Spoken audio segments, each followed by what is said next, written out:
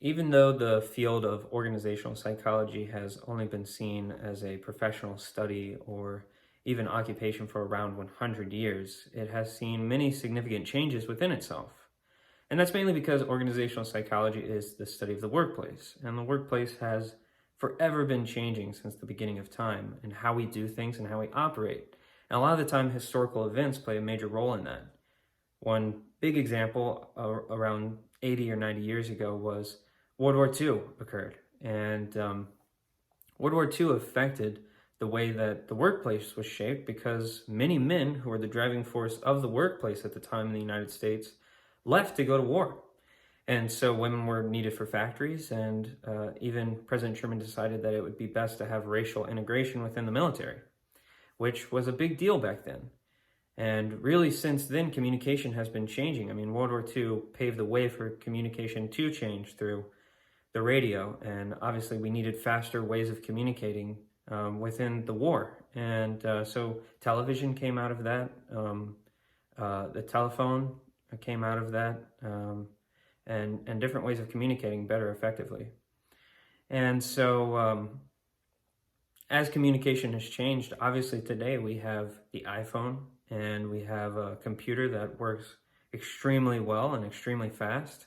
I'm even using my telephone now to record this video. And so you can see how it might change the workplace to be able to talk through your phone and be able to send it to anyone around you. So one major event where communication changed even within this modern era of communication was COVID-19. And for many people that were already in the workforce at the time, it sent a lot of people home without any way of doing their job because for medical reasons, you couldn't be in front of anyone else. And so the way communication changed really went through a company called Zoom, which is like a FaceTime or an in-person conversation through technology, which if you told someone 40 or 50 years ago that that was going to be a thing, they would probably not even believe you. And so we have incredible ways of new communication, which has now shaped the way that we work. Many people can work from home doing jobs that have nothing to do with anything inside of their home. And so it's important to move forward in organizational psychology in understanding that communication and historical events that happen amongst people will forever shape the way that we look at that field.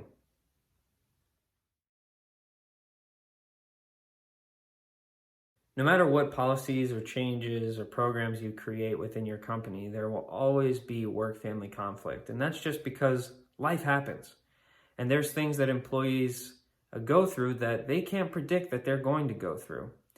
And so obviously there are going to be conflicts that happen case by case, but we want to look at stressors that happen on a daily basis for our employees and what we can do to help them have a better work and family home life. And ultimately, it's because if they have a better home life, they'll have a better work life. And so what can we do, for instance, for someone who's a remote worker versus somebody that goes into the office every day?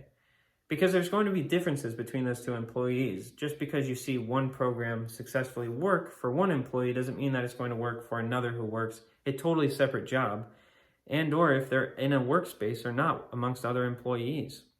So if we're looking at a remote worker, something that you could do to help benefit their life is offering them free gym memberships. And, you may be asking, well, why? Well, if someone has a better lifestyle, a healthier lifestyle, and they feel better about themselves, it's been proven that if you work out and keep yourself in shape, that your mental health is going to stay stronger. And for someone who's at home and working remote, it can be very easy for them to isolate themselves and not move around as much as you would if you, say, had to get up every single day and maybe you have to bring your kids, to school or daycare or whatever it may be, and then cross the city to get to your workplace. These are going to be totally different stressors, right? And so if someone's isolating themselves, a gym membership could benefit them greatly. And if we look at the person that does have to run around town in the morning before they get to work, they're already producing multiple stressors upon themselves before they even step into your office potentially, right? Maybe they get a flat tire. Maybe the kid spilled something on themselves on the way to school. So one program that you could implement that would help reduce this stress could be an in-house daycare. And again, people start to question about the cost that this would cost the company. But in the long run, you're investing into your employees' lives, so in turn, they will invest in your company. And it's been proven that programs and elements that have been implemented to help relieve work-family conflict has greatly impacted the profit that companies make, and it's in the positive. And so if we begin to understand and educate businesses and then help those businesses help their employees, in turn, employees' lifestyles and lives will begin to change, so that way their workplace experience is better. Well, I'm not sure how much the organizational psychology department plays a role in how Liberty recruits its students or begins a socialization process, but after learning a bit about it, Liberty does a fantastic job about it, and I think that's why it has the reputation it does, specifically with its online programs. And we'll be talking about organizational psychology. I've only been doing classes since August, so from what I've experienced so far, has only been from really 4 classes and 2 that I've actually completed. But from the moment that you have been accepted into the program, there is people contacting you, physical people calling you, and asking you what they can do. And in particular, it's going to first start off with financial arrangements and trying to help you figure out how you can plan your future out for even after the program. And then once you enter into the classes, many of my professors, and one that I can specifically think of, Bethany Mims, she has the option for you to group up with 5 or 6 students so you can get to know other students. And I think that's huge for the process of socializing someone into a program. Is obviously, if you're doing online, it can become very easy to feel very isolated and alone in this process, but to have professors that care and actually reach out and check up on you and send you messages, but not only that, but to be able to talk to the other students within the program and see how they're doing, seeing what they're struggling with also. It really helps you feel like you are part of the organization. And I know that Liberty has even sent me mail, and it's been just small tokens and gifts like water bottles and etc. But those small things by itself can help you feel integrated into the process. And also on top of that, if there's any questions that you have regarding the online process of how to go about things, there is a video or tutorial or something that you can see or watch, or someone you can talk to figure out what you're supposed to be doing next. And so for myself, but also through the reputation that Liberty has, I feel that its socialization process of its students is quite incredible and probably could be modeled by many corporations and companies on how to integrate people into the workplace.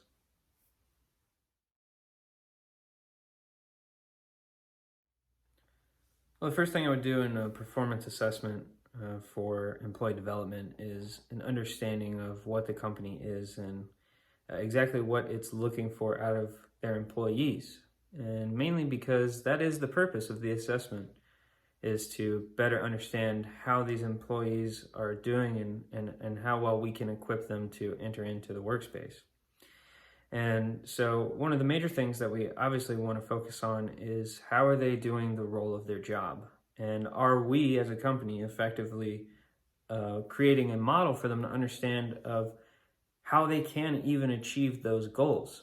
And so one thing that we're going to want to do is to create a program that they can review and look over at the beginning of the job during training, where we outline exactly what this job entails and how the employee can effectively do well at this job. And the next things that we're going to be looking at is a couple of the outside factors that happen inside of the workspace. So we want to make sure that the employee feels welcomed into the workplace. Obviously, that's going to affect how well they can do their job. And so we want to evaluate and understand how they're integrating into the company. Do they feel welcomed? Are they have they created a sense of community around themselves? One example that the book mentioned was small talk before the workplace. And that's just one way. Maybe if they come in on a Monday morning, they'll discuss what they did throughout the weekend. And maybe, hopefully, some of the employees even invited them out for the weekend as well. But another thing that we're going to look at is the dangers and hazards that are within the workplace that this person is going to have to be working around. And so obviously we want to educate the worker on what those hazards are, but also as a company understanding what they are ourselves, so that way we can even begin to implement this education to the employees. And so if I was to create a program to help develop the new employee, those are the three main factors that I would try to focus around, and that comes from Murphy's List. And so if we can understand that and implement the education to the employee, then they will effectively be able to understand their job and do a good job at it. Some common organizational constraints within the workplace that I personally have experienced that the book discusses is company theft, supervisors feeling the need for too much power, and also the influence of others within the workplace with a lack of supervision. My main example from this will be a company, American Eagle, that I worked for during my undergrad. And one thing that was huge was theft within the company. But it actually started with outside of the company. There was a group of women that would come in with bags, and at perfect timing, because there was no supervision. We had cameras, but we had no security network. They would begin to steal all at the same time, and as an employee, there was nothing you could do. Later, we found out that an employee, an insider within the company, was actually heading up this thing, and she came to work for the company. She began to understand exactly how the company worked, and then proceeded to work with others to steal from the company, and in turn would resell the clothing. And so that is a major constraint that happened at American Eagle, and they had to process it, and unfortunately they didn't deal with it for a long time. Another constraint that I experienced was supervisors feeling the need to have power over their employees. And the specific case that I'm talking about also occurred at this same building. And needless to say, it breaks down employees' trust within the company, and also the need to want to go to work. Because why would you even want to go to work when you knew that when you showed up, you're going to have someone constantly over you, making you feel bad? And then the last and final constraint that I have felt is the effects from others. And I worked at a gym, and typically a gym is an easy job. You stand behind a desk, you check people in, and you make sure that the gym is clean. And when I first got onto the job, there was an employee that began to tell me false information. There was training videos that I was supposed to watch, but they never showed them to me. And so they began to teach me their way of running the gym instead of the way that the company wanted me to run the gym. And so a lot of things that should be getting done were not getting done. Things were not getting cleaned. Money was not getting counted. And ultimately, management had to come down onto that employee for falsely teaching or showing how a company should be run when the way that they had planned for it to be run was not even occurring. And so obviously it had to be addressed. And so those are a couple of different ways that counterproductive behavior can come from constraints within the workplace.